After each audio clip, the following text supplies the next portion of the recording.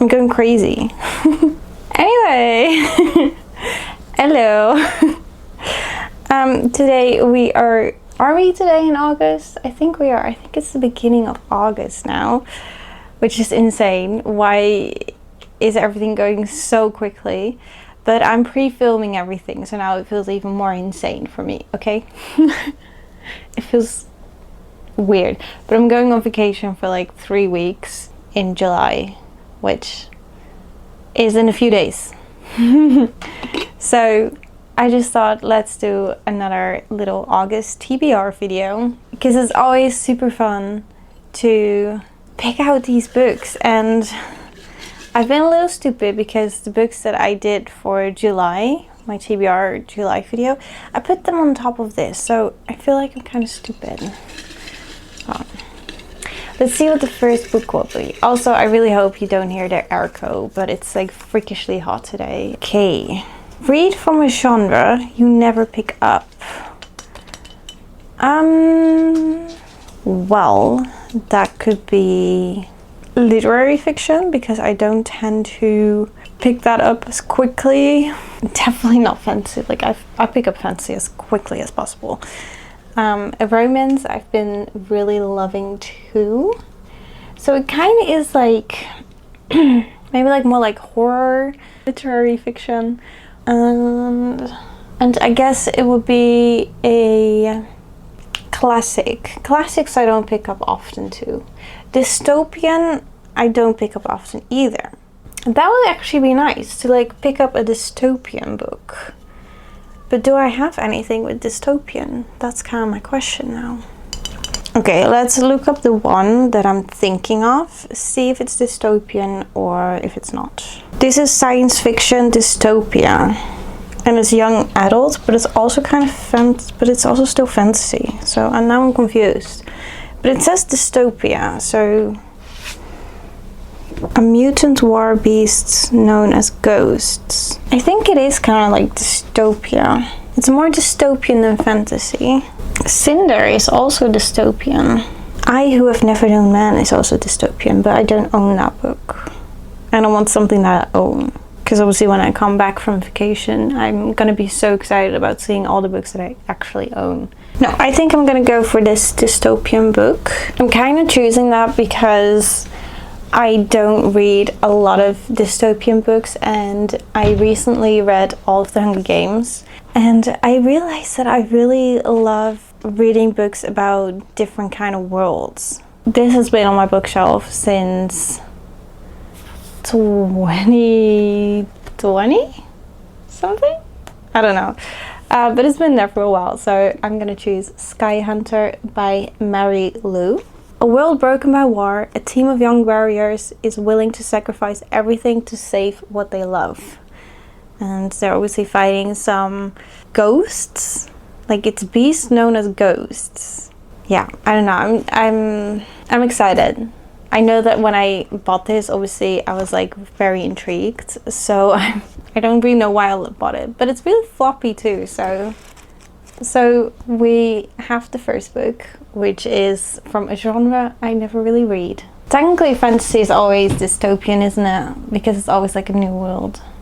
Maybe I made a mistake, but it's fine. Second book. I'm really trying to grab like the lowest ones. Second book is a book you bought because you liked the cover. Because I liked the cover. Okay, I definitely have some, but most of them I feel like I've read. I don't tend to buy a lot of books because of the cover, and if I do, I most of the time ask them for my birthday. This is actually kind of hard. Oh wait, I already know. About like, I think like 3-4 years ago, I was really obsessed with like the Greek mythology books, because I just think that they're so pretty, but I find it really difficult to read them. And this book I bought in 2022, which is 3 years ago now, and it's called Ariadne. Ariadne has heard too many tales of women being punished for the acts of men. She's determined to set her own fate, but will she find herself sacrificed for her lover's ambition? I just think that these books are so freaking beautiful, but I also feel like mythology is kind of like difficult to read. Look at the shine. I'm obsessed with this. So I haven't picked this up yet, but I just absolutely love the cover. Look at that little boat, the grapes, the gold and blue. It's so beautiful. So I'm gonna choose this one. All right, third one. I was like stuck between everything. Oh, I got two. A book you started but never finished. Okay, I feel like there are quite a few books actually that I kind of like soft DNF for the moment, and then I obviously want to get back to them. I'll obviously only do the ones that I put like kept a bookmark in, even though I know that when I'm gonna read it again, I'm gonna start from beginning to end. So we have this one, which is The Shining by Stephen King. Ooh, I also have this one, The Serpent and the Wings of Night. Ooh, that's a fantasy. I love a good fantasy. Well, that's all that I've tried to read. On that side, I pretty much read all of these books just in one go. I have 3 books that I've started in and never... You can't see the bookmark on this one. There's a bookmark. But never finished. Yeah. So we have, like I said, Stephen King, The Shining. We have The Serpent and the Wings of Night, fantasy. And we have Welcome to the Hayam Dong Bookshop. I keep trying to read this one and I keep failing. It has some cute quotes in it because I did put some tabs in there. I don't know if you can tell, but it does have some cute stuff in this. It's just like super slow, and I feel like it could be like a book that you could read like one chapter at a time when you go to bed. But yeah, I'm just not so excited to return to this. Just as with Stephen King, like I really feel like I need to be in a mood. And I started this once I finished Misery, I believe.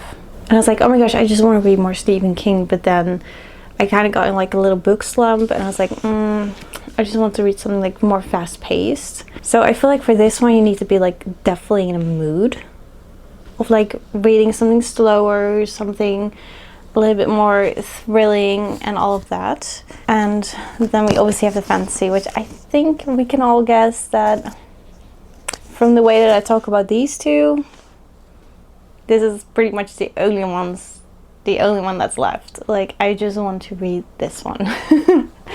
A fantasy book, I believe it has like games. Human or vampire, the rules of survival are the same. Never trust, never yield, and always guard your hearts. Vampires, I believe it's like a kind of like a game where she's human, the rest is vampires, but she needs to be in this game for some reason. I don't remember what the reason was. The Hunger Games meet vampires in this heart-wrenching epic fantasy romance of dark magic and bloodthirsty intrigue from best-selling author Carissa Broadbent. Well, anyway, vampires sounds pretty good to me. I love it. I just wasn't in a mood to read a thick fantasy book at the time. And I believe I also finished a book that had a similar vibe with Hunger Games. I think I was reading Powerless, and then I started reading this, and I was like, this is too much. Like, I need something different, something more refreshing to give this book an actual shot at being like actual good and not me being bored. This will be the third book. Yeah. So the fourth book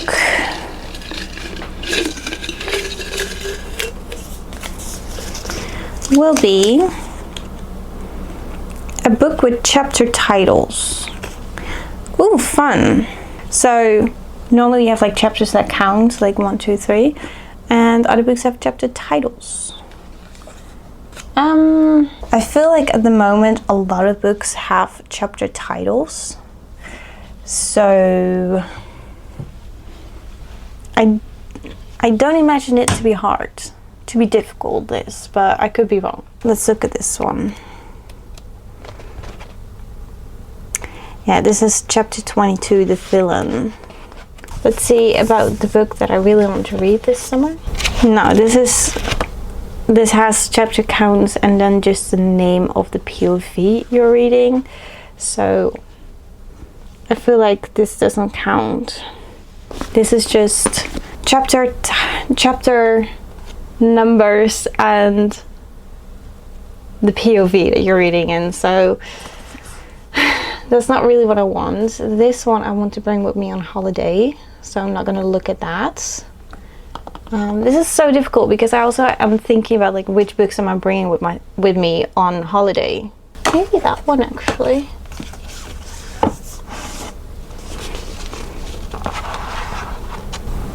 No, this has numbers.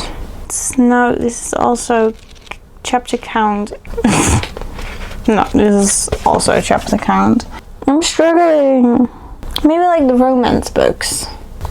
This shouldn't be that hard. Come on. I finally found something that took so long. Oh my god. But we have things we never got over. I'm definitely not bringing this with me on vacation. I have no idea if it's in my other TBR video, but I have a feeling that if I'm not bringing it with me on vacation, it probably won't be read. But this has chapter names, as you can tell. It still counts it obviously, but underneath there is like chapter name. So this will be, that was book 4. Okay, a fancy novel. Do we have a fancy novel? Is Nettle and Bone a series or is it not? It's not a series. That's nice. Finally, something I didn't need to look for as long. This is a book I think I got a little while ago from my sister for a birthday. One of my birthdays, I don't remember which one, but it's been on my shelf because I heard it's quite spicy. This isn't a fairy tale where the princess marries a prince. It's the one where she kills him. After years of seeing her sisters suffer at the hands of an abusive prince, Mara, the shy convent-raised third-born daughter, has finally realized that no one is coming to their rescue. No one except for Mara herself. Dedicated to strong, independent chicken. A bird in a million. Oh my god, okay. I love that. Yeah, this will be... this is a novel. A fantasy novel. Yeah, it is fancy. Oh, it's also horror? Oh, okay. Fantasy and horror. Good choice. Okay, this is book number 5. We're on to our last one. A book you meant to read last year. Last year, what was I meant to read last year? A lot. I was meant to read a lot. Oh, wait. When did that came out? Yeah, this came out in December. And it was like on my most anticipated list for books to read. And I never did because I tried to read the first one and I did not enjoy that. So we have Reckless, which is the second book in Powerless. But I'm gonna do something else. I think I'm gonna look at books that I have in my bookcase for a while. And that I feel like if I'm not gonna read them this year, I probably won't read them. And every time I'm looking at Legendborn, I feel like I could love it so much because I've seen other people obviously love it. But I just haven't been able to pick it up and I really want to. And it's been like, I've been wanting to read this for like ages, and I think last year it was also on my list of books that I really want to read that year and I never did. So we're gonna go with Legendborn. I feel like it's also because it's like a hardcover, it's really big and a little bit thicker. I feel like I just don't tend to grab it as much. But I know that there are so many ones that say that this book is so good, so I just want to try it. I just want to try it out. When the shadows rise, so will the light. When blood is shed, blood will call.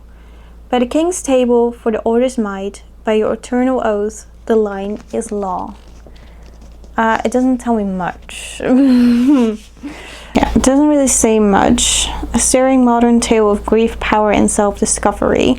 That's always nice. I don't know much about it, okay? I guess I'm gonna go a little bit blind in, sort of, because people only said they really liked it, but I never really saw anyone really talk about it. You know, like, nobody said why they really liked it. We shall see, we shall see. So this will be the last book for my August TBR. Let's do a little recap. We have a lot of heavy books. We have a book that from a genre that I never really read, which is dystopian.